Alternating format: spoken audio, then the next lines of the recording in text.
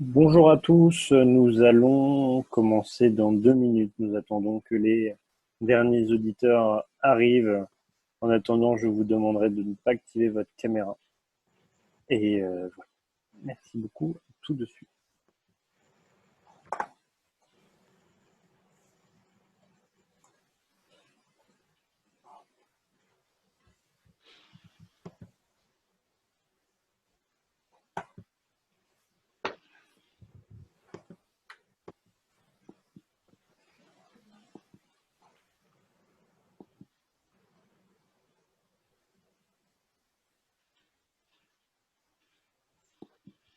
Bon, j'ai l'impression que les gens arriveront au coup de goutte.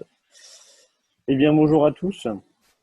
Bonjour à toutes. Donc, je suis Pierre Sartoff. Je serai le médiateur et le distributeur de parole pour cette table ronde qui nous réunit aujourd'hui autour de dessiner l'histoire, comment faire une bande dessinée, avec trois auteurs de bande dessinée que je présenterai plus en détail après, c'est-à-dire Stéphanie Trouillard, Florent Groisel et Bernard Boulade. Merci à toutes et à tous de vous être rendus disponibles pour cette table ronde. Merci également aux auteurs pour leur temps, pour leur expérience, leur témoignage. Comme j'ai pu le dire en avant-propos, je vous demanderai pendant l'ensemble de la conférence de garder votre caméra éteinte afin de permettre un débit satisfaisant et pour des questions de droit d'auteur, puisque cette conférence est enregistrée, elle est à retrouver sur notre chaîne YouTube. Donc cette conférence rentre dans le printemps de l'histoire-géographie, printemps organisé par l'association nancéenne Histoire d'en parler. Donc c'est une association créée en novembre 2017 qui a pour objectif de vulgariser, si on peut utiliser ce mot-là, l'histoire-géographie en la rendant accessible à toutes et à tous, en faisant des ateliers dans le milieu scolaire, potentiellement justement avec des bandes dessinées, en faisant des événements grand public auxquels participent des professeurs, des jeunes chercheurs, mais aussi des amateurs d'histoire. À l'heure actuelle, c'est une trentaine de bénévoles qui s'investissent dans l'association tout au long de l'année. Notre devise étant l'histoire-géographie par tous et pour tous, et depuis le début du confinement, nous avons ajouté partout. Alors ce printemps est donc une série de conférences et de tables rondes comme ce soir sur des thèmes d'histoire ou de géographie de différentes époques, de différents thèmes et de différentes natures. Les conférences sont proposées en direct en visioconférence avec la possibilité à la fin de chaque conférence de poser des questions. Ça sera encore le cas aujourd'hui. La durée des conférences est variable en fonction du conférencier ou de la conférencière. Pour commencer, pour introduire cette conférence, j'aimerais citer un dessinateur de bande dessinée que je vais sûrement mal prononcer, qui s'appelle Chris Ware. Est-ce qu'il se prononce bien comme ça? Chris Ware. Qui affirmait faire une bande dessinée, c'est se souvenir. Donc si on pense souvent en bande dessinée comme étant une Madeleine de Proust de notre enfance, la France a également la chance d'avoir, comme avec nous ce soir, trois auteurs, de grands auteurs qui ont dessiné, qui ont écrit sur notre histoire, sur l'histoire du monde, sur la géographie également. Donc bien entendu, nos trois intervenants font partie de ce lot. On peut penser également à Tardy ou à Guy Delisle, qui sont des célèbres auteurs qui ont fait aussi des ouvrages qui sont accessibles et intéressants euh, pour mettre en place dans le milieu scolaire. Ce soir, nous avons la chance et le privilège d'avoir trois auteurs qui ont fait des BD de grande qualité, historiquement très intéressants, qui sont accessibles globalement dans toutes les librairies de qualité et les magasins de bande dessinée, qui traitent à chaque fois des événements décisifs de l'histoire dans notre société, avec des approches différentes, avec un travail différent et avec un lien plus ou moins direct avec la thématique. Pour commencer, je vais présenter Stéphanie Trouillard, rédactrice à France 24, mais aussi autrice d'un essai historique Mon oncle de l'ombre paru en 2018, ainsi que la BD qu'elle vient donc nous présenter ce soir. Alors là, on le voit à l'envers. Si je reviens un jour, les lettres retrouvées de Louise Pikowski, sorties juste avant le confinement en mars 2020, et donc qui est à retrouver dans toutes les librairies. Nous avons également Florent Groisel, auteur de bande dessinée, avec ce premier tome, Révolution, Liberté, paru en janvier 2019, avec son co-auteur Youn Lokar. Il remporte tous les deux le Fauve d'Or, c'est-à-dire le prix du Festival d'Angoulême. Enfin, nous avons Bernard Boulade avec ses 2 tomes. Donc, Bernard Boulade est scénariste et journaliste, mais surtout ce soir, auteur de bande dessinée, La guerre des autres, avec donc 2 tomes, comme je vous ai montré, Rumeurs sur Beyrouth en septembre 2018, puis Couvre-feu sur Beyrouth en novembre 2010. À la fin de l'exposé et des échanges, vous aurez l'occasion de poser des questions aux 3 intervenants. Je vous expliquerai en temps et en heure comment ça se passera. En attendant, je vous remercie à nouveau de garder vos caméras éteintes et d'utiliser le chat seulement pour des problèmes techniques. Merci donc à Stéphanie Trouillard, Florent Croisel et Bernard Boulade de faire cet échange et d'apporter leur témoignage. Notre conférence se fera en 3 points. On va commencer tout de suite avec le premier point. Penser l'histoire en bande dessinée. Alors, je ne sais pas qui souhaite commencer pour cette première question assez ouverte. Qu'est-ce que l'histoire pour vous?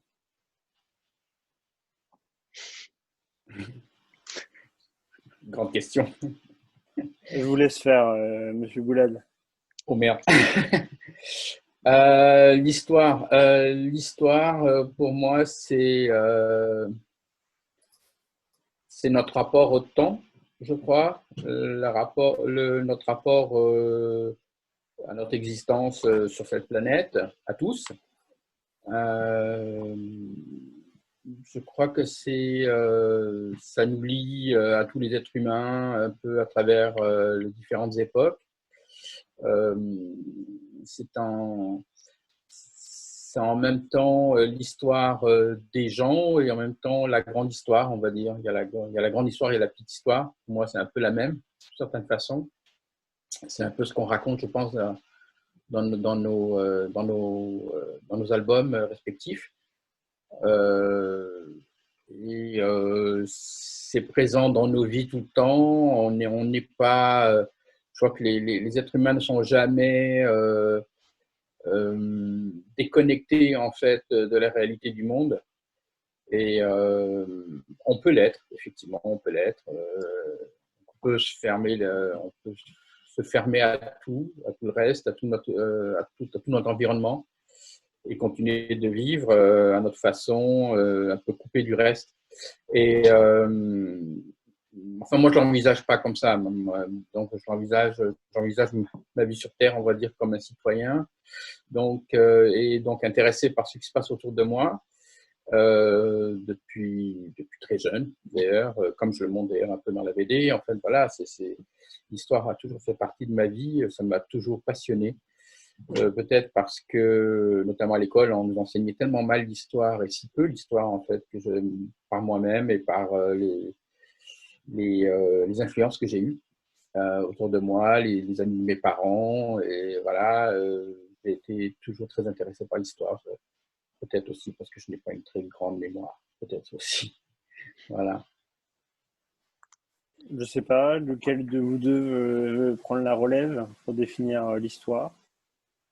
Je pourrais rebondir sur ce que vient de dire Bernard avec le fait qu'on vit l'histoire finalement au quotidien. Moi, c'est comme ça que je l'appréhende en fait, en étant dans un lieu, en me baladant dans une ville. En fait, l'histoire est toujours tout autour de nous. Il suffit de savoir un petit peu regarder. Puis aussi, avec mon regard de journaliste, finalement, l'histoire éclaire aussi toujours. Moi, je travaille beaucoup sur l'actualité internationale pour France 24 et on se rend compte que l'histoire éclaire aussi toujours l'actualité, ce qui se passe actuellement dans le monde, comme on peut voir en ce moment. Bon, l'actualité est pas mal concentrée en ce moment, ces derniers jours, sur ce qui s'est passé aux États-Unis avec l'histoire de George Floyd, par exemple. Donc, c'est pas mal aussi de regarder dans le passé pour éclairer cette situation à ce moment précis. Donc, moi, c'est ma façon de voir l'histoire, de voir qu'on découle nous-mêmes d'une histoire. Et comme ce que disait aussi Bernard aussi, moi ce que j'aime, enfin ma façon d'appréhender l'histoire, c'est de regarder par le petit trou,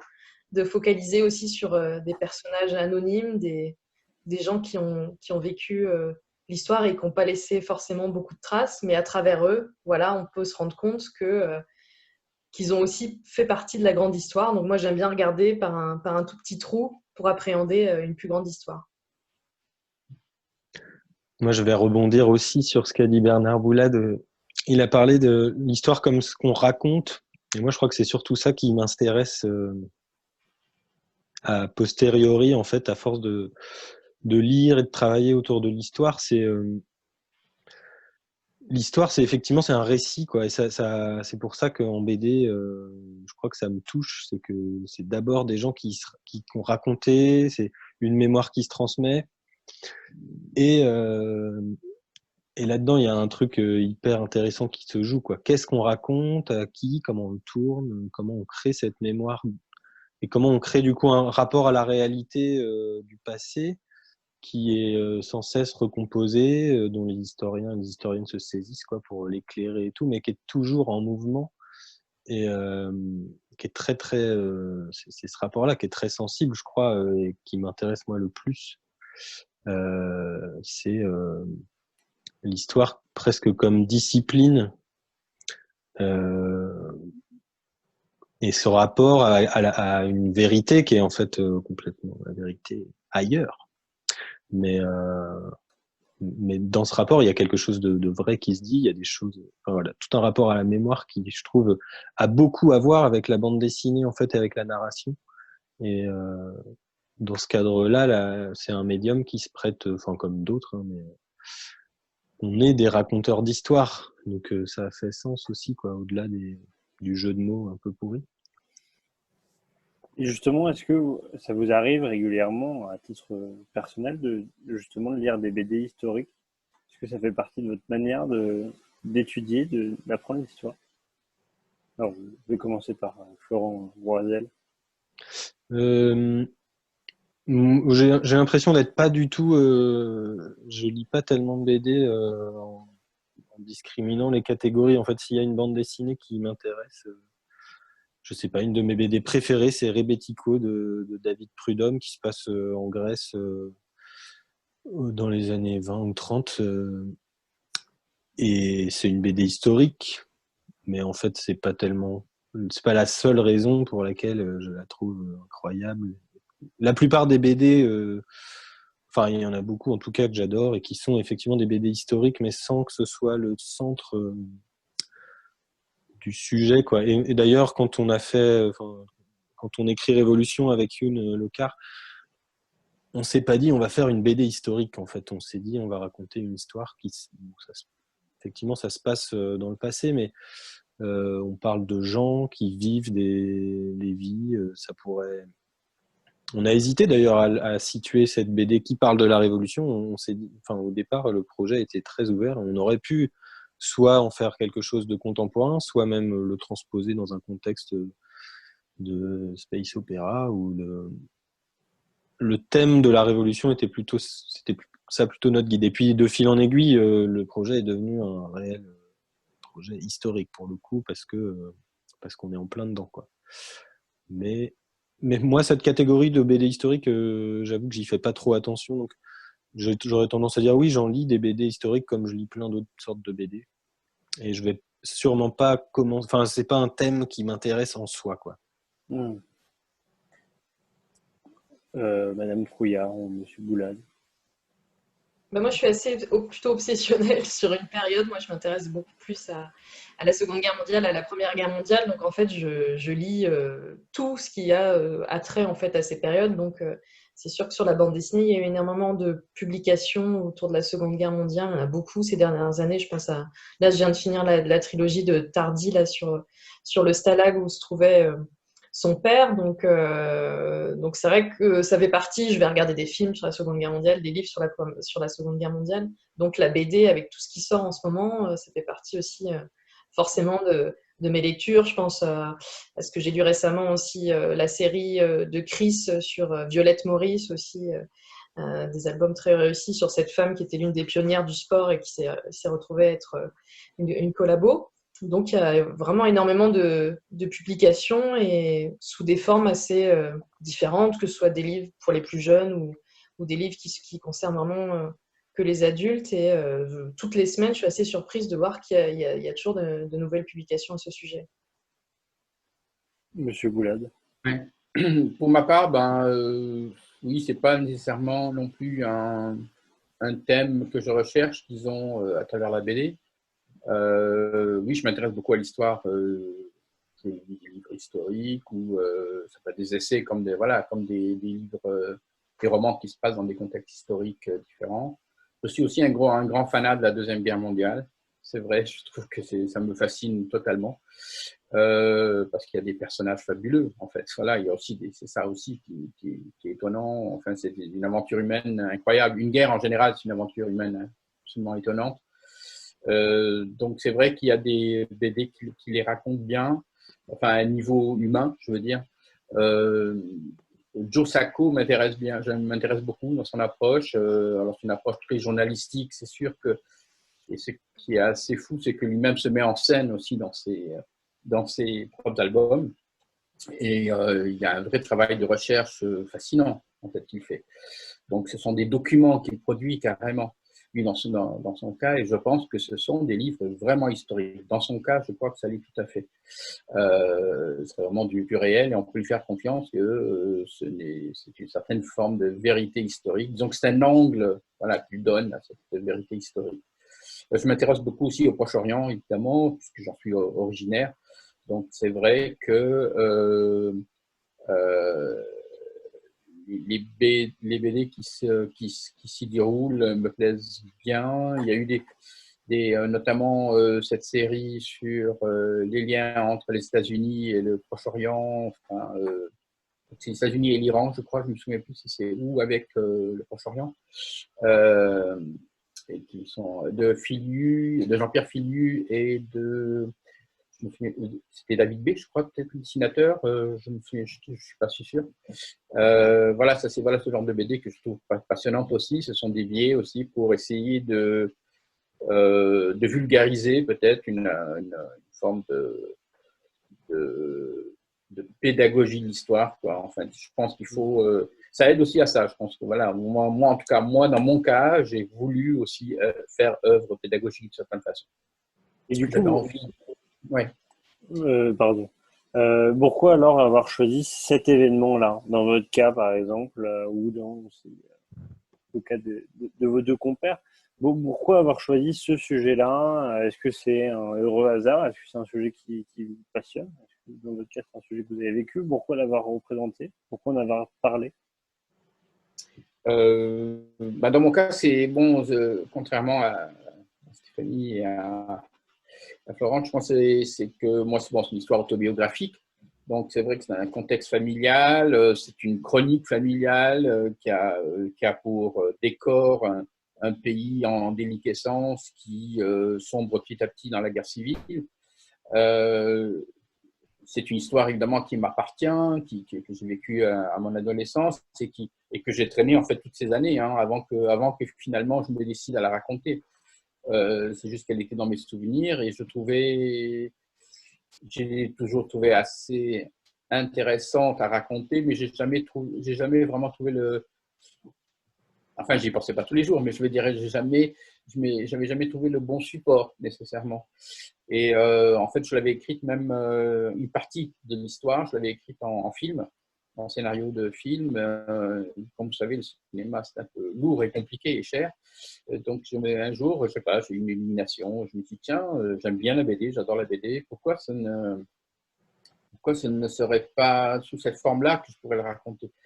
Et je trouvais qu'il y avait assez de cocasserie dans l'histoire, j'avais aussi à ce moment-là une bonne distance pour pouvoir la raconter, une sorte de perspective qui était importante. Là, tout d'un coup, j'ai compris aussi que c'était une histoire que je pouvais romancer. Je percevais son potentiel, voilà, romanesque. Et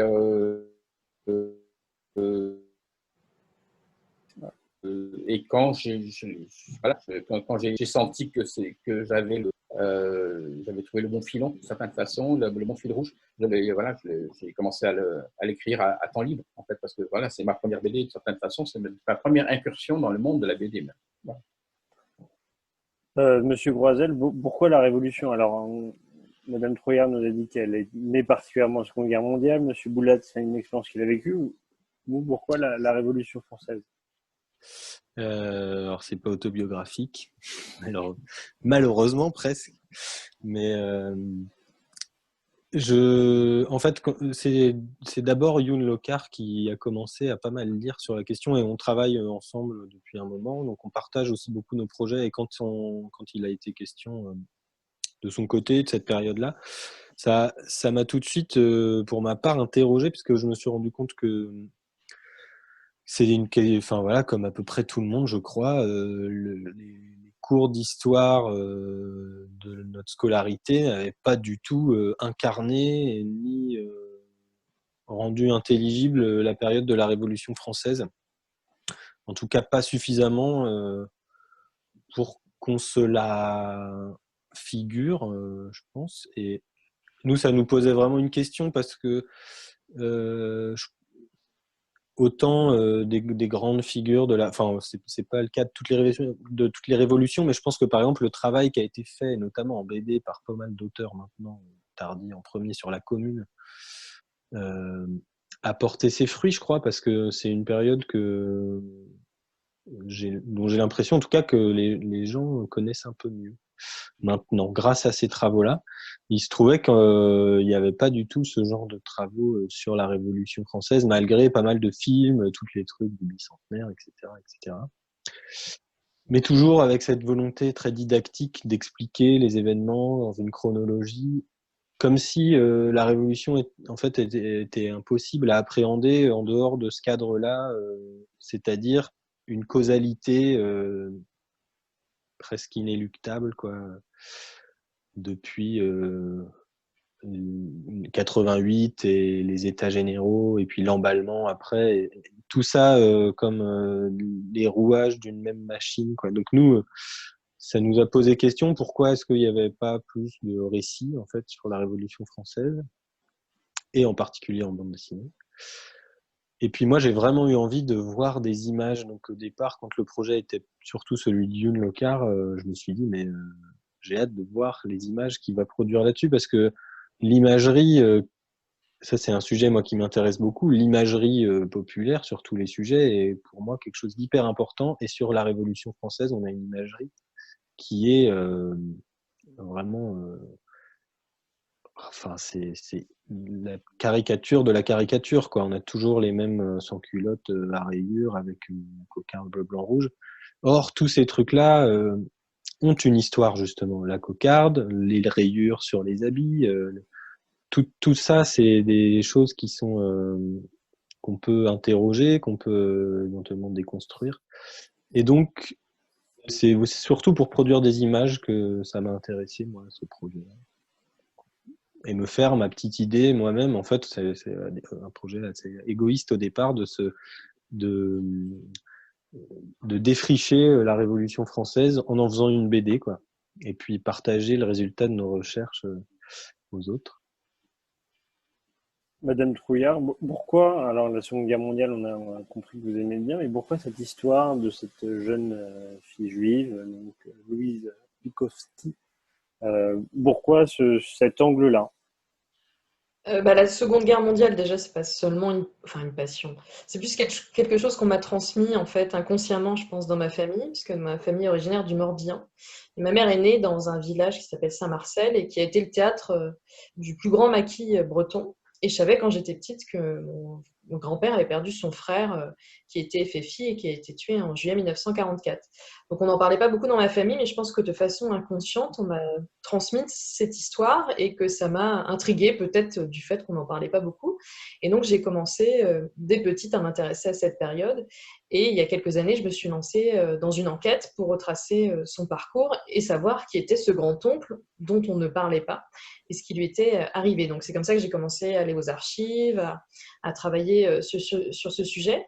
Et donc c'est en 2016, en fait, c'est des professeurs d'un lycée parisien qui m'ont contactée puisqu'ils ont appris que je travaillais sur cette période et qui m'ont demandé de l'aide pour les aider à retracer le parcours de cette jeune fille qui s'appelait Louise Pikowski et dont ils avaient retrouvé des lettres par hasard dans une vieille armoire du lycée. Donc en fait, cette histoire m'est un peu tombée dessus. C'est vraiment un peu le hasard qui a fait les choses. Et voilà, je suis rentrée en possession de ces lettres. Et j'en ai d'abord fait un web documentaire pour le site de France 24, parce que moi, je suis journaliste pour le site internet de France 24. Et ça a bien fonctionné. Et très vite, des gens m'ont demandé d'en faire une version papier, parce que les gens aiment bien le web, mais ils sont quand même attachés à, voilà, à quelque chose qu'ils peuvent toucher, avoir ces lettres en papier. Et c'est là que je me suis dit que si j'en faisais un livre, ça revenait un peu à faire une redite du web documentaire qui était très écrit. Et comme je suis aussi amatrice de bande dessinée, je me suis dit pourquoi pas en faire une bande dessinée, et puis aussi dans l'optique de s'adresser tout simplement aussi à un autre public, toucher d'autres personnes. Voilà, c'est comme ça que je me suis retrouvée dans cette aventure et finalement toujours avec cette période qui me poursuit. Donc, globalement, pour résumer, là, sur Pensée d'Histoire, ce sont des choses qui vont nous toucher directement, indirectement. Maintenant, comment faire pour la traduire en bande dessinée?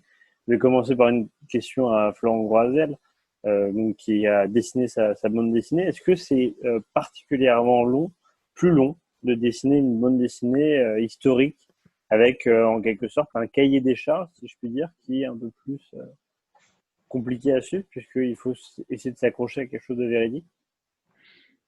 Bonne question. Ouais, je pense que c'est plus long, tout simplement parce qu'il faut réunir de la documentation et que après, il y a tout est possible, quoi, en termes de documentation. Nous, on travaille sur une période où il y a énormément de choses. Je pense qu'il y a la Seconde Guerre mondiale, il y a aussi énormément de choses. Par contre, on travaille pas à partir de nos souvenirs, à partir du quotidien. Enfin, quoique, on essaye de mélanger aussi les sources avec notre propre expérience pour que ça reste un récit qui est le nôtre, qui est contemporain aussi. C'est pas, on n'écrit pas pour les gens de 1789. Donc, ouais, je pense que écrire, enfin, pour de l'histoire, ça peut prendre plus de temps, mais je sais pas si c'est pour moi là où je mettrais l'essentiel. Je pense qu'une histoire, moi, on écrit tous assez différemment, mais moi j'ai tendance à prendre énormément de temps pour accoucher d'une histoire. Et quand on est deux, moi ça m'aide pas mal parce que j'ai l'impression que ça va plus vite à deux, assez paradoxalement. Je travaille par ailleurs sur d'autres histoires contemporaines et que je tiens tout seul un peu dans ma tête et que je fais tourner. Et pourtant, il n'y a pas de documentation à faire, mais j'ai l'impression que l'essentiel de la création d'une bande dessinée, il n'est pas tellement dans la documentation. Et que quand on commence à passer plus de temps à se documenter qu'à écrire l'histoire, c'est pas toujours bon signe.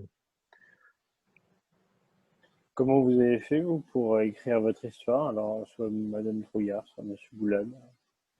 Je veux commencer pour comment vous avez fait pour justement écrire cette histoire que vous avez écrite dans votre bande dessinée? Je sais pas qui veut commencer. Allez, Monsieur Boulane. Bon. En fait, j'ai d'abord fouillé dans mes souvenirs. Dans mon cas, j'ai d'abord essayé de reconstituer notre propre histoire familiale. J'ai fait un tri, j'ai essayé de concevoir des personnages. Et ce qui est intéressant dans cette démarche, c'est qu'à un moment donné, on s'en rend très vite compte, plus on avance, que ce n'est pas mon histoire ou l'histoire de mes parents que je raconte, mais l'histoire de gens que j'ai connus. Donc, il se crée une distance à un moment donné et ça devient des personnages que je connais, oui, mais avec lesquels que j'ai besoin de créer, en fait, non pas de les recréer, non pas de de me les rappeler. Oui, il y a une part de ça, mais au moment quand même de transcrire ça en écrit, je les ai un peu inventés. Donc il y a vraiment de l'invention. Ce n'est pas de. Ils se ressemblent, oui, ils se ressemblent assez ces personnages et les événements, la plupart des événements que je raconte dans l'histoire, c'est quand même, je dirais, à 90% vrai. J'ai joué évidemment avec certains éléments chronologiques. Maintenant, d'abord, j'ai trouvé une structure. Ensuite, même au départ, en fait, je devais avoir 3 tomes. Et comme c'était ma première incursion dans la BD et on m'a vite déconseillé de concevoir 3 tomes dans une première aventure, et moi ne sachant pas nécessairement ce que ça signifiait, l'énergie et surtout voilà, la valeur commerciale. On m'a dit, bon, toi, tu lis, ça ne marche pas, voilà, ça ne c'est pas sûr que ça marche du tout. Déjà, le deuxième, c'était même pas sûr. Hein. Donc, heureusement, on a fait d'assez bonnes ventes pour pouvoir faire le deuxième. Ça montre les questions commerciales. Après la documentation, c'est vrai que j'ai rassemblé des photos de famille, parce qu'il y a une partie, effectivement, dans l'album où j'ai mis un album photo. J'ai recréé, comme ce n'était pas moi qui dessinais, donc j'avais Gaël Henry et Paul Bonnat qui tous les deux dessinaient et qui ne connaissaient du Liban que ce qu'on peut connaître comme ça à travers des images ou des photos. Donc je les ai fournis en photos de cette époque. Et j'avais aussi des bouquins, évidemment, des bouquins historiques, chronologiques pour certains événements. Ça m'a aidé, en fait, beaucoup de marquer le temps à travers certains événements historiques réels, voilà, qui se sont déroulés, évidemment, pendant les 2 ans que je raconte, en fait. Donc, il a fallu ramasser tout ça. Mais c'est vrai que c'est de l'arrière-scène, en fait. La documentation, le lieu, ce qui se passe même, c'est l'arrière-scène. Et en premier plan, ce sont des personnages qui sont au milieu de ce décor qui dans ce cas-là, s'effondre un peu partout. Enfin, je crois que dans les 3 histoires, on peut dire que ça s'effondre aussi un peu de partout aussi. Je pense qu'il y a un monde qui s'écroule autour de tous ces personnages-là, en fait, de tous nos personnages.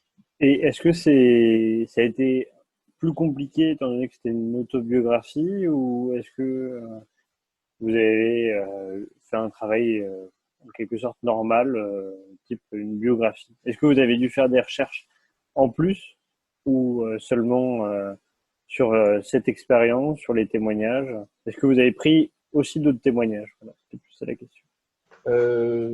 Oui, alors j'ai pris d'autres témoignages, par exemple de ma famille déjà, comment eux avaient vécu les choses de leur point de vue. C'était pas le même, on n'avait pas nécessairement le même souvenir de ce qu'on a vécu pourtant ensemble. Mais d'abord déjà de ce côté-là, oui, il y a plein de choses que je ne savais pas. Ou que ne savait pas, que moi je savais, que ma mère savait, que mon père, enfin bref, chacun avait des éléments et tout ça, ça s'est mis ensemble. Hein. C'est un puzzle que j'ai rassemblé. Mais j'ai aussi fait de la recherche, oui, la recherche historique pour certaines dates, pour certains événements. Bon, une guerre, il y a la préparation de la guerre, l'album se passe avant-guerre. Parce que d'ailleurs, ça, c'est un choix qui m'a été soufflé par un ami à moi et qui m'a dit j'aimerais bien voir le Liban comment il était avant la guerre et non pas tomber justement dans l'imagerie classique de la guerre. J'aimerais savoir comment c'était avant. Et donc, finalement, c'est vrai que ça m'a mis la puce à l'oreille de pouvoir décrire un peu ce pays avant et de montrer en fait cette montée des périls, en fait. Comment petit à petit s'installe ce climat de guerre, notamment à travers l'action des miliciens palestiniens, les attaques israéliennes, voilà, le climat général en fait qui amène l'explosion en fait initiale en avril 75. Madame Trouillard, vous avez donc eu ces lettres qu'on vous a données dans le lycée, comme vous nous avez dit. Est-ce que vous avez fait aussi un travail de recherche autour du contexte de la Seconde Guerre mondiale, autour du Veldiv, par exemple, ou de choses comme ça? Oui, pour le webdoc qu'on avait publié en 2017, j'ai fait une enquête journalistique, voilà, pour éclairer en fait ces lettres qui ont été écrites dans un contexte bien précis. Louise les avait écrites juste après la rafle du Veldiv, à l'été 1942. Elle échangeait avec l'une de ses professeurs. Donc le web documentaire, en fait, on suivait l'enquête pour retracer petit à petit ce qui lui était arrivé. Puis on découvrait, on a retrouvé de la famille, des camarades de classe de Louise. Donc c'est aussi savoir le contexte d'un établissement scolaire en pleine Seconde Guerre mondiale. Donc voilà, je me suis rendue aux archives, j'ai travaillé avec le Mémorial de la Shoah, avec des historiens comme Serge Klarsfeld aussi, qui a pu nous éclairer sur plein de points. Donc avant de faire la bande dessinée, j'avais déjà quand même finalement réalisé tout ce travail historique pour savoir ce qui était arrivé à cette famille dans les détails les plus précis. Et donc pour la bande dessinée, ce qui a été différent, c'est que j'ai donc travaillé avec un dessinateur qui s'appelle Thibaut Lambert, c'est un dessinateur belge, Et donc, je lui ai fourni, comme ce que disait aussi Bernard, il a fourni aussi des photos, des choses aux dessinateurs avec lesquels il a travaillé. Donc là, je lui ai fourni tout simplement des photos sur le Paris de l'époque. Bon, il n'y a pas énormément de photos sur, par exemple, le camp de Drancy où la famille Pikowski a été internée, mais il en existe. Donc je lui ai fourni aussi ces images-là, les policiers de l'époque, les uniformes, voilà, une famille de l'époque, comment pouvait être un intérieur. C'était sur des choses voilà, assez précises, parce que lui, en plus, n'avait pas travaillé. Il avait fait jusque-là des bandes dessinées qui se passaient plutôt à l'époque contemporaine. Donc, il a fallu que je lui fournisse tous ces documents. Et je pense qu'il faut être, quand on traite de ce genre de sujet, surtout la Shoah, où il y a encore malheureusement des gens qui sont dans la négation, qui peuvent vous tomber dessus sur des micro-détails, voilà, juste pour vous dire, voyez, vous avez fait des erreurs, ou c'est pas vrai, ou ça n'a pas existé. Je pense qu'il faut être assez précis. Et ça donne aussi une responsabilité, encore plus quand on travaille. Moi, je travaille sur l'histoire d'une famille, c'est pas ma famille, donc je trouve qu'on a une grande responsabilité comme ça quand on porte l'histoire en plus d'autres gens. Voilà, j'ai travaillé avec la famille des cousins éloignés de Louise Pikowski, donc c'est aussi une responsabilité à avoir quand on porte l'histoire de gens qui finalement Louise n'a rien demandé. En fait, elle n'a pas demandé à ce que 70 ans après, il y a une journaliste qui débarque comme ça et qui parle de son histoire. Donc c'est pour ça qu'il faut être respectueux et essayer d'être le plus précis aussi possible, que ce soit à travers voilà, le texte et aussi les dessins. Une question pour Monsieur Groisel. Vous, comment vous faites pour représenter ce Paris d'époque? Alors, je tiens à préciser, vous ne l'avez pas connu. Du coup, comment vous faites pour... Est-ce que vous regardez des reportages? Est-ce que vous regardez des cartes d'époque, enfin des peintures d'époque? Comment vous faites pour bien représenter ça? Bah, il y a beaucoup de sources auxquelles aller puiser. Nous, en plus, donc pour le premier tome, enfin pour la suite aussi, mais on va essayer de sortir un peu de Paris aussi. Mais on est évidemment beaucoup à Paris, et à Paris, il y a beaucoup de sources aussi. Il y a déjà tout simplement ce qui reste du Paris révolutionnaire. Il y a quand même encore un paquet de monuments, de maisons, de rues qui ont plus ou moins été conservés en l'état. Puis on a énormément d'images. Alors nous on n'habite pas Paris, mais déjà il y a plein de ressources en ligne. Il y a toutes les archives sur Gallica, sur les archives numérisées des musées de Paris, donc notamment le musée Carnavalet sur la vie parisienne pendant la Révolution. Il y a plein de choses. Donc c'est pas tellement là-dessus. On a beaucoup de choses, peut-être même on n'a pas tout, mais moi j'ai plutôt tendance à me dire que j'essaye de mettre un peu le frein à la tentation d'aller tout documenter, parce que c'est aussi un travail qui peut être extrêmement prenant, et faudrait pas que ça devienne une obsession, parce qu'en fait ce serait un peu lâcher la proie pour l'ombre, quoi, de penser que parce qu'une histoire est très très bien documentée, elle dit quelque chose d'intéressant. Encore une fois, moi je trouve c'est passionnant à faire, mais je vois bien que j'y passe déjà un temps incroyable pour retrouver l'immeuble qui a accueilli le Club des Cordeliers, par exemple. Ça prend 2 jours. Mais c'est possible à force de recherche. Après, nous, Youn et moi, on croit beaucoup quand même aux conditions de vie d'une époque, donc ça nous importe vraiment que ce soit crédible et documenté, parce que l'histoire qui s'est passée, elle s'est passée dans ce contexte-là, quoi. Il s'agit vraiment pas de faire des anachronismes, c'est vraiment important, quoi. C'est pas simplement le décor, c'est la vie de ces gens-là qui se déroulait dans un cadre très précis. Donc plus on approche de cette vérité-là, plus je crois on se rapproche des personnages dont on veut raconter l'histoire, quoi.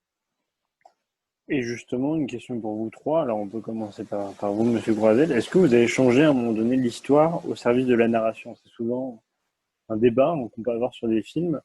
À quel moment un film, une BD, un livre historique va être historiquement juste, et à quel moment on va un peu changer pour le service de la narration et pour qu'il soit intéressant tout au long? Ben moi j'ai envie de dire, donc bien sûr on n'est pas historien, Youn et moi, mais on a décidé de jouer dans un terrain qui est cette Révolution française, la fin du 18e. On a décidé de jouer avec ces règles-là, quoi. Mais on s'est jamais non plus interdit, enfin, on l'a répété partout, qu'on fait une fiction. On n'écrit pas encore pour rétablir la vérité des gens qui ont vécu cette révolution. On s'adresse aux lecteurs d'aujourd'hui. Donc nous, autant que faire se peut, on suit nos règles là, de jouer sur ce terrain-là. Mais la narration, parfois, effectivement, on va comprimer un événement pour en faire, enfin, ou deux événements pour en faire un, par exemple, ou on va volontairement masquer, je sais pas moi, accélérer ou décélérer le temps qui peut se passer entre différents événements, parce que pour faire du sens en fait, quoi, pour lier les choses, parce qu'en vrai, la réalité telle qu'on la regarde aujourd'hui, on en ferait une bande dessinée, ça serait imbuvable, quoi. C'est pas mis en scène, quoi. Et la révolution, elle est pas mise en scène. Enfin, elle n'a pas été mise en scène a priori, à part par tous ceux qui l'ont raconté, quoi. Toutes celles et ceux qui s'en sont emparés pour la raconter, y compris les historiens et les historiennes, même avec les plus bonnes intentions du monde, n'ont fait que faire un récit, comme je disais tout à l'heure. Donc, nous, on essaye de s'inscrire dans cette veine-là, de prendre aussi le récit qu'ont fait les spécialistes pour le traduire en BD. Mais c'est encore une continuation du même geste, je crois. Donc, on essaye d'être très honnête en le faisant. Mais on sait aussi qu'il n'y a pas une vérité qu'on pourrait atteindre derrière. C'est impossible. Monsieur Boulad, alors est-ce que vous, pour une autobiographie, à un moment donné, vous avez essayé de changer un peu votre autobiographie pour justement la narration? Oui, un petit peu. Ouais, quand même. Ouais. J'ai par exemple fondu deux personnages en un. Voilà, c'est une chose qu'on ça se fait souvent, voilà, dans ces cas-là, parce que c'est plus pratique, parce que c'est un bon messager pour une histoire, enfin pour un fait, pour un épisode en particulier. Oui, j'ai changé certaines chronologies. Par exemple, il y a une attaque israélienne d'un commando israélien qui a lieu à Beyrouth. Je l'ai placé en 74 alors que ça a lieu en 73. Voilà, j'ai triché, mais je l'ai indiqué, hein, je l'ai bien indiqué. Voilà, j'avais ce souci-là quand même je voulais pas me faire piéger par certaines personnes en me disant ah mais non ça s'est pas passé là, j'avais quand même ce souci un peu de rester quand même dans l'histoire. Je ne vais pas dire l'histoire officielle, je n'y crois pas, mais l'histoire, on va dire qu'on a retenue, au moins factuelle. J'ai aussi, bon, c'est vrai que j'ai indiqué, j'ai ramassé un tas de repères chronologiques, voilà, en fin d'album, dans le premier tome, notamment pour rappeler les dates essentielles, importantes, pour voir que quand même j'avais ce souci-là. Oui, mais j'ai triché, oui, j'ai triché un peu avec l'histoire. J'ai parfois un peu grossi certains faits. J'ai parfois, au contraire, amoindri d'autres, par pudeur peut-être. Voilà, il y a un peu ça, comme une histoire réelle. J'ai pas tout dit non plus de mes parents. J'ai pas. C'est vrai que d'une certaine façon, j'ai travesti une certaine part de vérité parce que je voulais pas non plus faire œuvre. J'allais dire, trop psychologique. J'aurais pu tomber voilà, dans une œuvre beaucoup plus psychologique ou psychologisante, ou tomber dans l'affectivité, dans le mélo. Je voulais vraiment éviter ce côté-là un peu. Il y avait un petit côté gnangnan dans beaucoup de BD qui ont raconté la guerre du Liban, un peu, qui ont un peu magnifié un peu cette époque. Parfois dans des formes très intimistes et très. Moi, j'avais un décalage en fait, un décalage avec la réalité que j'aimais bien en fait, une forme d'ironie, une forme de perspective, parfois un peu satirique aussi, sur ce qu'on vivait. Et ça c'était réel quand même, mais donc ça me permettait moi parfois de tricher un peu avec le ressenti de l'époque ou avec la pure vérité historique. Quoique, je préfère jouer, disons, avec les personnages qu'avec la vérité historique. Voilà. Madame Trouillard, est-ce que vous avez changé à un moment donné des scènes pour la narration? Mais en fait, ce qui a été difficile pour moi, c'est que moi, je suis journaliste. Donc, c'était de passage entre un travail journalistique et la bande dessinée parce que j'étais forcément obligée de créer des situations, des dialogues que la famille avait pu avoir. Quand je faisais mon webdoc, j'étais vraiment sur les faits, sur ce qui s'était passé. Donc, pour moi, il a fallu vraiment changer un petit peu mon cerveau, mais pas complètement parce que je suis vraiment quand même restée sur les choses qui sont arrivées à la famille, les anecdotes qu'on m'avait racontées. J'ai pas pris énormément, enfin, j'ai pas pris de liberté vraiment sur l'histoire parce que j'avais l'impression que si je le faisais, que je partais dans quelque chose de complètement romancé, j'aurais eu l'impression un peu de traduire l'histoire de Louise et je voulais qu'on en reste à ce qui s'était passé à cette famille, à cette jeune fille. Donc, il y a par exemple des choses, par exemple, le père est arrêté lors de la rafle du Veldiv et il ressort quelques semaines après. Au cours de l'enquête, on n'a pas trouvé l'explication. Enfin, Serge Klarsfeld nous a dit que c'est effectivement quelques personnes ont pu sortir de Drancy à ce moment-là, soit parce qu'ils étaient malades, soit parce qu'ils avaient trouvé des appuis pour pouvoir sortir ou qu'ils avaient un emploi particulier. Mais pour le cas du père de Louise, on ne sait pas quelle était la raison.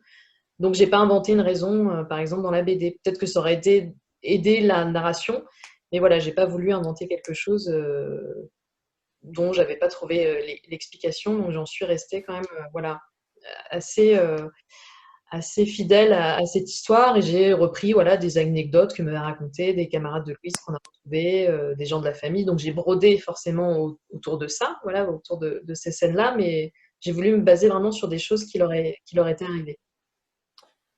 Je peux rajouter quelque chose? Bien sûr. Oui.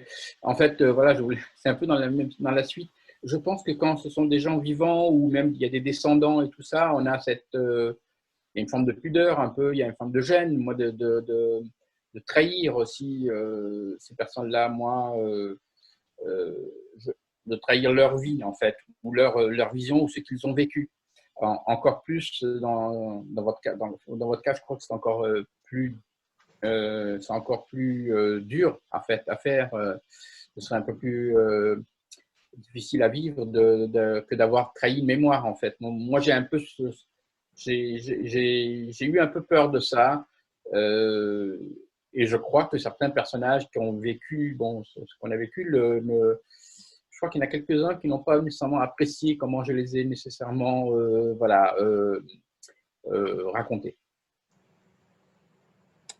C'est intéressant parce que les deux albums de Bernard et de Stéphanie parlent d'une mémoire très vive et très, enfin, heureusement encore très présente, enfin, notamment pour la Shoah et encore plus récente pour l'histoire de Bernard. Mais j'ai l'impression que quand on travaille sur l'histoire, il faut, même quand on travaille sur des périodes très anciennes, et c'est le cas un peu de la Révolution où il n'y a plus de témoins directs, évidemment, mais il faut avoir ce respect aussi. Enfin, je trouve, moi, nous, on a essayé de garder en tête aussi qu'on raconte l'histoire, même si c'est une fiction, de gens qui ont vécu ces choses-là. Donc, il faut faire attention à pas non plus.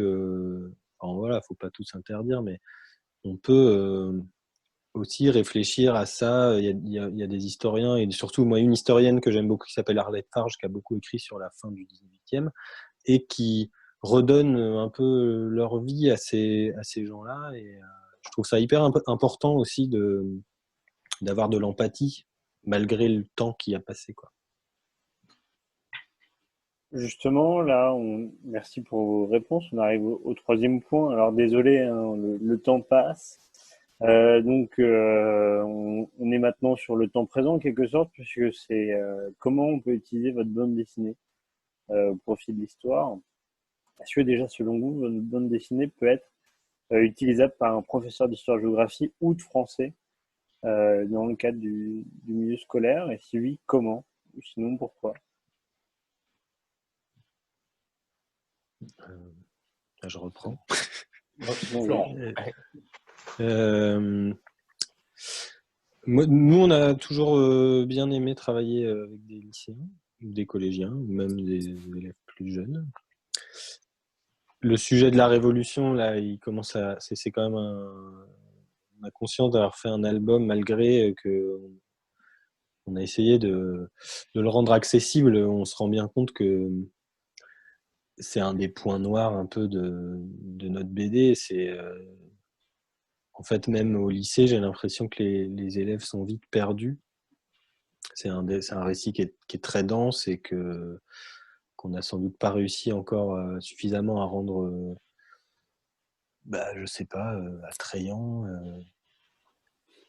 Enfin, pour moi, c'est un des sujets qui est très important, c'est de rendre ça intelligible et de mettre en scène les choses pour que quelqu'un, et c'est pas tellement une histoire d'âge, mais quelqu'un qui n'est a priori pas très intéressé, tombe dans l'histoire et soit entraîné, quoi, dans cette pente de l'histoire qui va peu importe laquelle, quoi.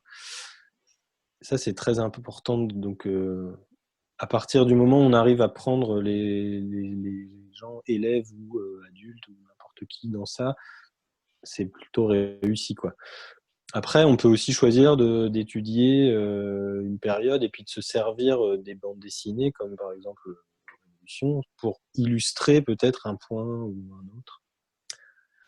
Mais pour revenir, nous, à notre travail, j'ai l'impression que malheureusement...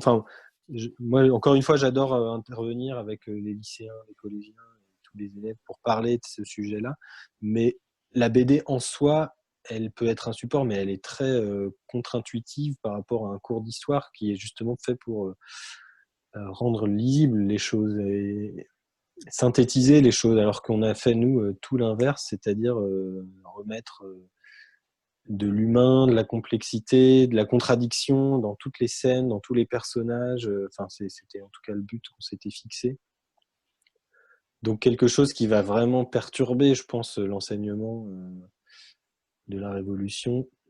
Après, peut-être qu'il faudrait que justement l'enseignement de la Révolution se nourrisse peut-être plus de ça, du ressenti, de quelque chose de plus charnel et de plus sensible, quoi,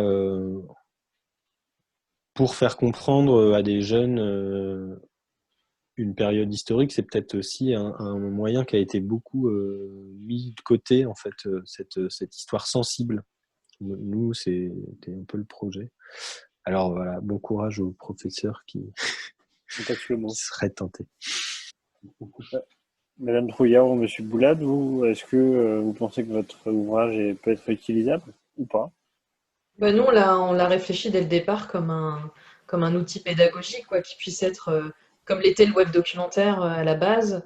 On a voulu que ce soit accessible aux plus jeunes. Et c'est pour ça que donc, j'avais vu avec les maisons d'édition des Ronds dans l'eau, je leur avais indiqué que je souhaitais voilà, tel type de dessin. Moi, ce que j'avais vu beaucoup, les bandes dessinées qui existaient sur la Shoah, j'avais vu beaucoup de bandes dessinées qui étaient très noires, souvent noir et blanc, très sombres, qui me plaisaient aussi, mais je me suis dit que pour des élèves, c'était peut-être un peu trop dur. Et donc, je leur ai dit que je voulais des dessins plutôt simples, assez colorés, voilà, qui soient accessibles notamment aux plus jeunes. On a fait aussi le choix, par exemple, d'arrêter la narration au moment de leur déportation. On ne voit pas Auschwitz, je ne voyais pas ce que ça portait au propos, voilà, par exemple, de montrer la famille aller vers les chambres à gaz. Donc voilà, on a voulu que ce soit vraiment accessible aux plus jeunes. Et c'est pour ça qu'on a fait aussi, donc il y a la bande dessinée qui raconte l'histoire de Louise et de sa relation avec son enseignante. Et on l'a complété par un dossier pédagogique où là, on peut retrouver les vraies photos de la famille, les documents qu'on a retrouvés au cours de nos recherches. Il y a aussi voilà, une chronologie de l'histoire de cette famille et bien entendu les lettres de Louise. Donc ça peut être utilisé à la fois par... On voit, il y a les lettres de Louise qui sont donc au mémorial de la Shoah, qui sont conservées au mémorial de la Shoah. Et donc ils ont fait une super numérisation en haute définition, donc elles sont bien lisibles. Donc ça peut être utilisé à la fois par un professeur d'histoire, mais aussi par des professeurs de lettres. En fait, j'ai beaucoup de retours de professeurs de lettres, parce que Louise avait une intelligence, vraiment une maturité incroyable, et qui utilisent avec leurs élèves les lettres de Louise. Donc c'est formidable. Et ce que je ne pensais pas, en fait, avant qu'on fasse la bande dessinée, je m'étais dit que ce serait plutôt pour les collégiens et et les lycéens. Et là, j'ai même des retours. Donc, la BD est sortie le 11 mars, donc juste avant le confinement. Mais il y a quelques personnes qui ont pu l'acheter juste avant et qui l'ont lu pendant le confinement et qui m'ont dit que ça fonctionnait aussi avec des élèves de primaire. Je pense que c'est le côté identification avec voilà, une jeune fille de leur âge qui vivait à Paris, qui habitait voilà, dans leur pays autour de qui voilà, on voit une menace qui peu à peu pèse, voilà, qui je pense fonctionne avec les élèves. Finalement, c'est une porte d'entrée aussi dans l'histoire et dans l'enseignement de la Shoah. Comme moi, à 14 ans, quand j'ai lu le journal d'Anne Frank, j'ai été frappée par son récit, son histoire, et c'est ce qui m'a mené aussi à m'intéresser à cette période. Donc si l'histoire de Louise peut être utile pour ça, c'est qu'on aura vraiment rempli notre mission. Monsieur Boulade. Oui, oui, je pense que, comme je l'avais dit tout à l'heure, oui, aussi, voilà, j'avais pensé aussi à faire un ouvrage en partie pédagogique qui sert à connaître ou à mieux connaître le Proche-Orient. Il y a en plus une partie du Proche-Orient, évidemment, dans le contexte Liban, Israël, Palestine. Beaucoup plus, voilà, dans ce contexte-là. Je sais que pour beaucoup de gens, et de jeunes ou de moins jeunes, c'est une région un peu infernale et incompréhensible. C'est vrai que c'est difficile à expliquer ou à raconter ce qui s'est passé, ce qui continue de se passer d'ailleurs dans cette région du monde. Alors, il fallait trouver des biais. Bon, l'histoire d'une chronique familiale dans un contexte de guerre, c'est un moyen. Et oui, c'est sûr que je pense que ça peut servir. Alors, comme je vous ai dit tout à l'heure, j'ai effectivement fait aussi des repères historiques. Il y a aussi j'ai aussi écrit un texte sur l'histoire du Liban contemporain pour situer justement. Oui. Voilà, alors ça, c'est vraiment il y a à peu près un siècle, je crois. J'ai essayé de couvrir un siècle en une page, c'est pas mal, avec quelques dates importantes, mais qui sont significatives, voilà, qui révèlent certaines choses particulières que j'avais envie de raconter. Les personnages eux-mêmes racontent aussi des faits historiques. Mon père, par exemple, je lui fais souvent dire rappelez-vous, notre famille, on vient de Damas, et on a vécu telle chose et telle chose. Voilà, enfin, il y a toujours cet élément du poids de l'histoire dans l'histoire dans le sort des familles proche-orientales.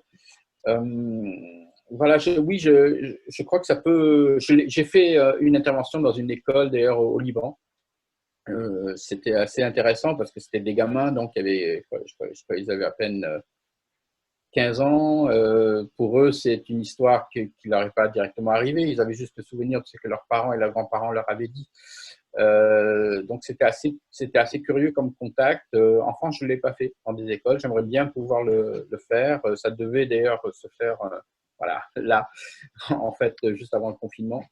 J'espère que ça va peut-être être reporté voilà, à l'automne. Je pense que c'est un bon moyen de faire apprécier l'histoire, en fait. Voilà, la BD. Et moi, je suis effectivement, comme Laurent, j'aime beaucoup transmettre, voilà, énormément transmettre. Et j'aimerais effectivement que les gens s'intéressent à cette région du monde, qu'ils aient moins peur, qu'ils aient moins d'a priori, qu'ils se rendent compte aussi que ce qui a été vécu là-bas par ces gens-là continue en fait. En fait, cette histoire continue. Voilà. On m'avait posé la première question, c'est quoi l'histoire? Ben, je pense que ça continue et il y a des drames comme ça, il y en a tous les jours, tout le temps. Je pense que nous devons rappeler aux gens effectivement que et aux jeunes surtout que cette mémoire, elle doit être voilà, c'est aussi la leur. Aussi, ils commencent à se fabriquer une mémoire d'une certaine façon. Et donc, oui, je pense que dès qu'on s'intéresse un peu à la réalité du monde et à la vérité historique, entre guillemets, hein, et tous les guillemets qu'il faut, oui, on a envie je pense, de transmettre quoi, et de faire apprécier aussi, je pense, ce geste. Alors, merci beaucoup à vous trois. Maintenant, on va passer aux questions des auditeurs. Alors, juste avant, je vous ai mis un lien dans la partie conversation. Si vous pouvez répondre à ce court questionnaire pour faire le bilan voilà, de la conférence en tant que, qu'auditeur pour nous permettre de nous améliorer. Maintenant, on va passer aux questions. Alors, comment ça va se passer? Vous allez me dire dans le chat si vous avez des questions. Vous donnerez accès au micro. Et si vous n'avez pas accès à un micro, je vous ferai le porte-voix de votre question. Donc, si vous avez des questions, je suis à votre disposition. Alors là, on a beaucoup de merci à vous trois pour vos expériences, vos avis. Je vous remercie à nouveau. J'essaie de meubler un peu. En attendant d'hypothétiques questions. On en a trop dit peut-être. Voilà. Ah, Il y a eu un pouce aussi. ouais.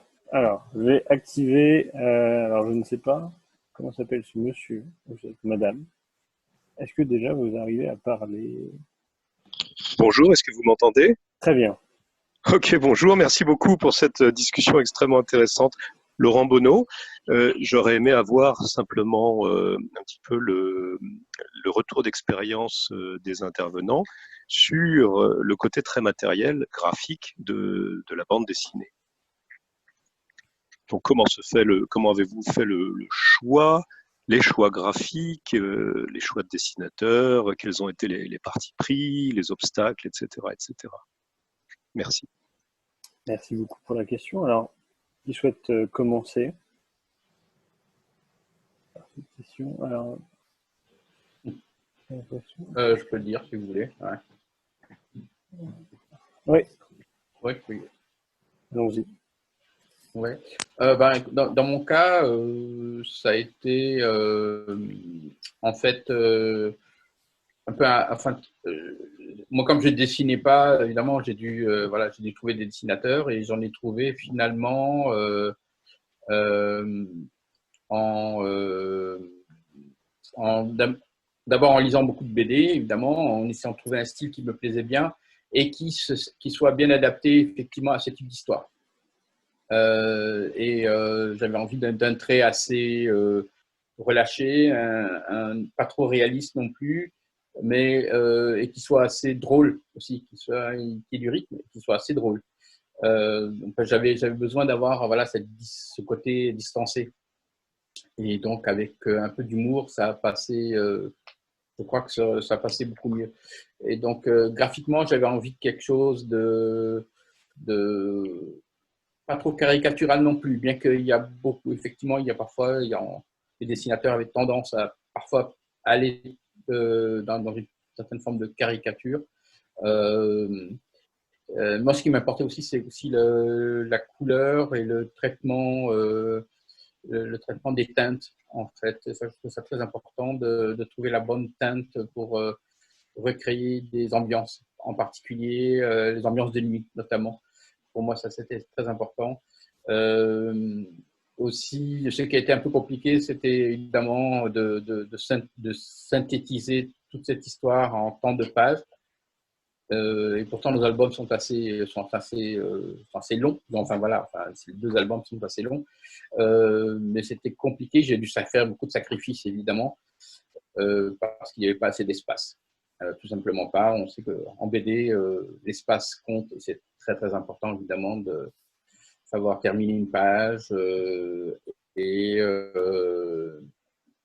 trouver le bon cadre, le bon cadrage, tout ça, c'est hyper important. Et donc, il y a des questions très techniques qui se posent effectivement dans l'écriture d'une BD.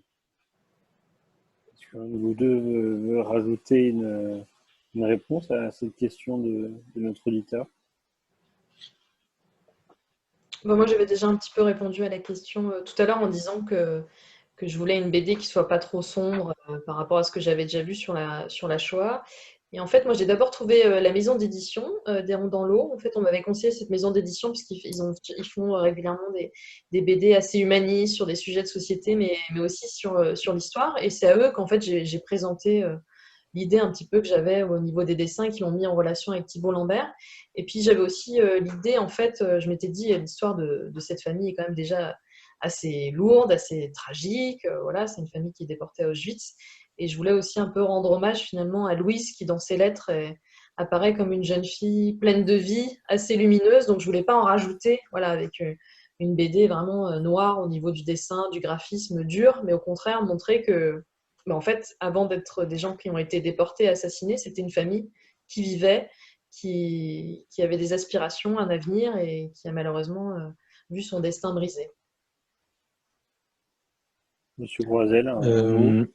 Ben, du coup, Youn, Locard et moi, on a travaillé ensemble sur l'écriture et sur le dessin. On est tous les deux dessinateurs, on a tous les deux fait des albums par ailleurs. Et on a du coup dû trouver une manière aussi de travailler ensemble. À l'époque, on habitait loin l'un de l'autre, donc il a fallu aussi créer toute une méthodologie de travail autour de ça. Et on a inventé en fait quelque chose qui peut-être va continuer différemment d'ailleurs, mais on dessine vraiment tous les deux avec les mêmes outils, avec la même envie de rendre aussi hommage aux images d'époque, puisque en fait, la documentation visuelle nous aide non seulement à imaginer, mais aussi pour nous, encore une fois, c'est important en fait que ces images-là, elles aient été créées dans ce contexte et la manière dont elles parlent de la fin du 18e et de la Révolution, pour nous en dit presque autant que ce qu'elles montrent, quoi. La manière dont elles le montrent, les techniques, donc on est vraiment à la recherche aussi de sources qui peuvent nous parler directement dans notre langage qu'est le dessin, quoi. Peut-être plus que, enfin voilà, on écrit, mais nous on est avant tout deux dessinateurs et c'est hyper important pour nous de rendre cette esthétique, quoi, dans la BD. Du coup, c'est quand même aussi une grosse improvisation et ça va pas sans plein de choses qui sont laissées un peu au hasard, quoi. Donc on essaye de construire tout ça au fur et à mesure qu'on écrit, quoi. Et c'est assez intéressant aussi. On a essayé de revendiquer aussi, surtout pour le premier, là, le titre était Liberté, du coup c'est aussi assez libre dans la manière dont on a choisi de dessiner, quoi. Et j'en profite d'ailleurs au passage pour saluer Paul et Yael, avec qui je partageais un atelier. J'ai une question de Olivier Calvé et une autre dans le chat. Je vous donnerai les deux comme ça. On pourra faire une synthèse. Donc, je donne tout de suite le micro à Olivier Calvé.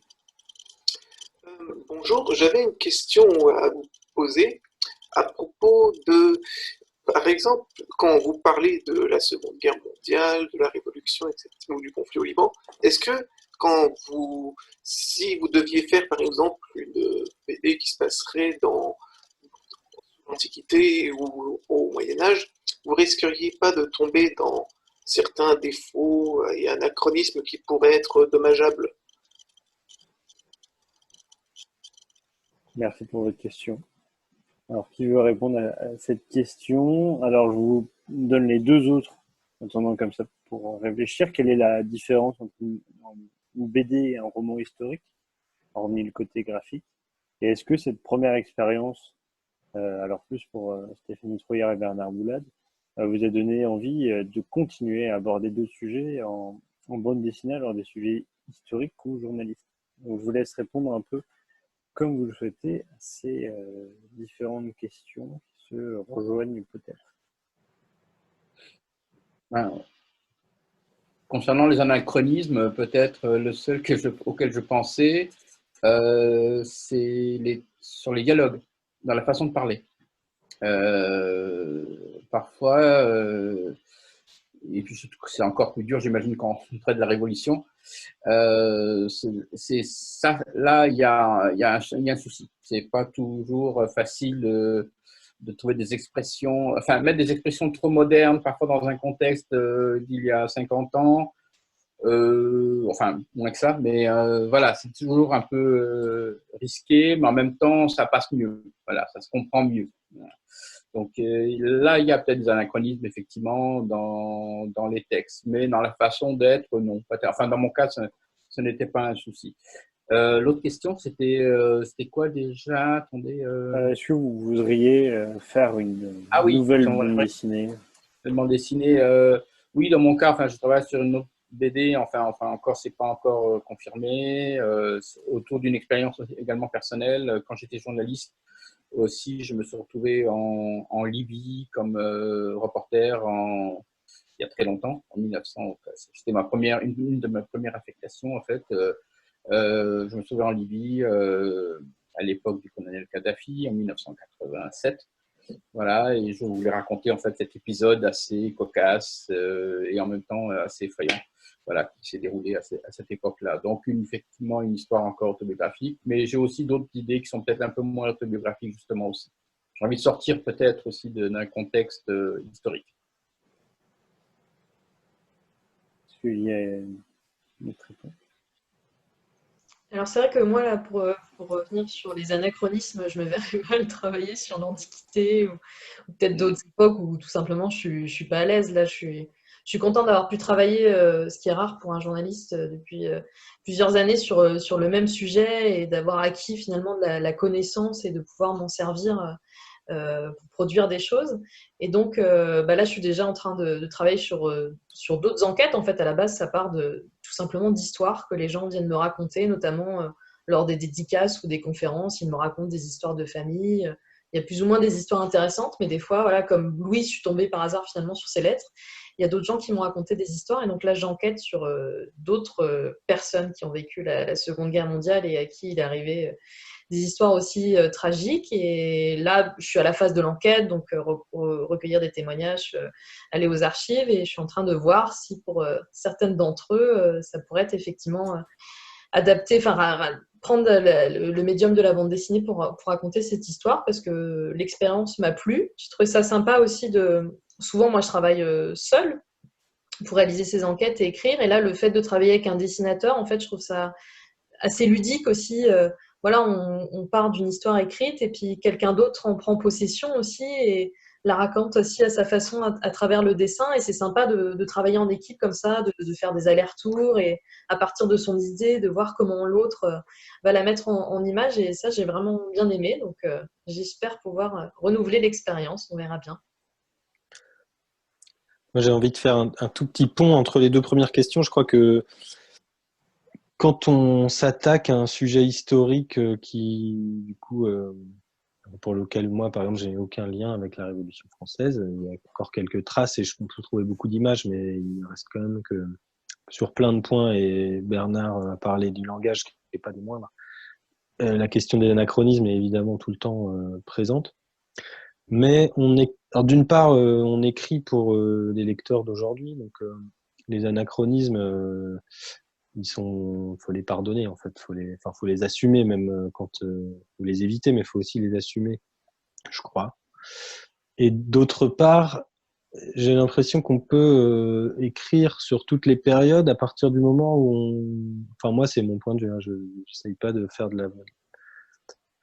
l'imposer à quiconque, mais je crois que j'envisagerais tout à fait d'écrire sur l'Antiquité ou sur même la préhistoire, avec le même respect justement des personnages que je traite. J'ai l'impression que ça, c'est une piste qui fait passer un peu toutes les erreurs et toutes les invraisemblances historiques au second plan.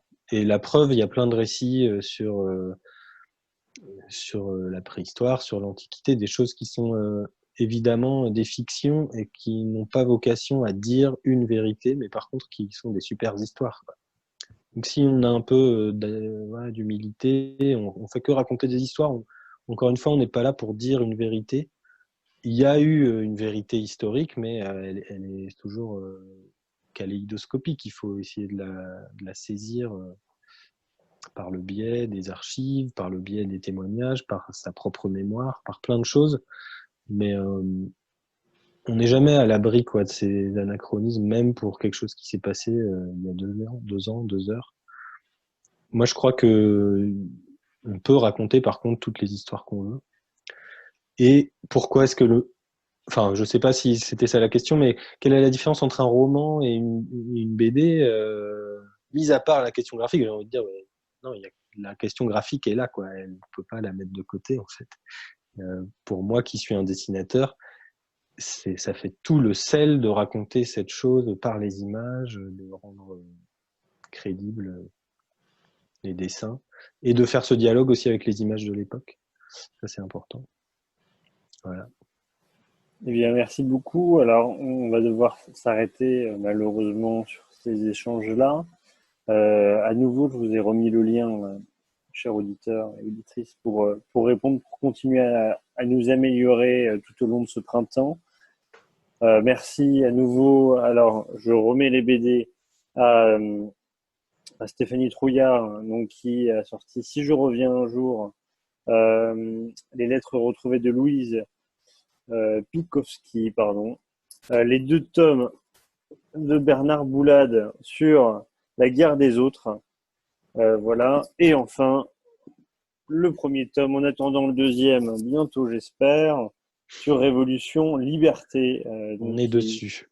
Qui est un beau livre. Merci. Enfin, les 3 sont des beaux livres, hein, bien entendu.